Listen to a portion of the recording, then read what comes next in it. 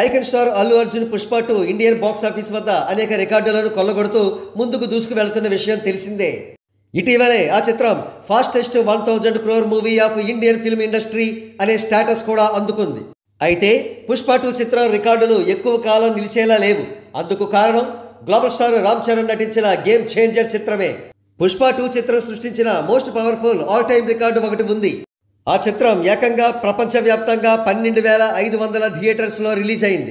ఇప్పుడు ఆ రికార్డును భూస్థాపితం చేయబోతోంది game changer. Yes, inside sources కథనాల ప్రకారం గేమ్ చేంజర్ 12,800 థియేటర్స్లో రిలీజ్ కాబోతోంది. ఇదే నిజమైతే గనక ఇది all India all time earth shaking record అవుతుంది.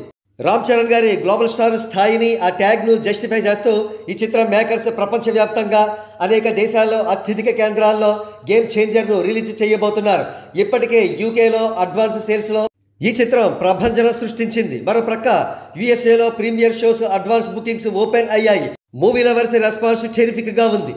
డిమాండ్ అంతకంతకు పెరుగుతూ ఉండడంతో క్రొత్త థియేటర్స్ని యాడ్ చేస్తూ పోతున్నారు. మరో ప్రక్క యుఎస్ఏలో ఈ నెల 21వ తేదీన గ్రాండ్ ప్రీ రిలీజ్ ఈవెంట్తో మూవీ ప్రమోషన్స్ను నెక్స్ట్ లెవెల్కు తీసుకువెళ్లబోతున్నారు ఈ చిత్ర మేకర్స్.